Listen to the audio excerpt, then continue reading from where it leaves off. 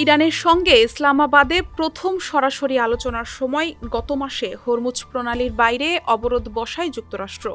এবার যুদ্ধবন্ধের ১ পৃষ্ঠার সমঝোতার স্মারক তেহরানে পাঠিয়ে তারা হরমুজ উন্মুক্ত করার অভিযানে নেমেছিল।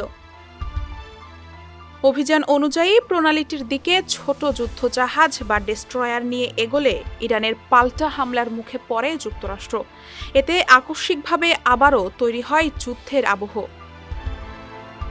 তবে মার্কিন প্রেসিডেন্ট ডোনাল্ড ট্রাম্প জানান, সংঘর্ষ সত্ত্বেও ইরানের সঙ্গে যুদ্ধবিরতি এখনও বলবৎ আছে।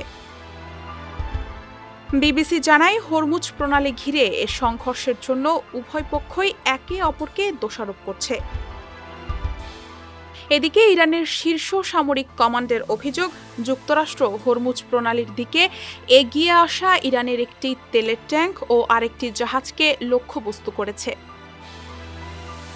এমন সময় এ উত্তেজনা দেখা দিল যখন মধ্যস্থতাকারী পাকিস্তানের মাধ্যমে যুক্তরাষ্ট্রের পাঠানো একটি যুদ্ধ বন্ধের প্রস্তাব বিবেচনা করছে ইরান।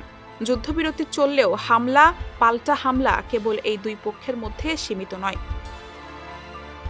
মার্কিন সংবাদ মাধ্যম এক্সিওস জানায়, হোয়াইট হাউস বিশ্বাস করে তারা ইরানের সঙ্গে একটি ১৪ দফা সমঝোতা স্মারকের কাছাকাছি পৌঁছেছে। ডেস্ক রিপোর্ট, সমকাল।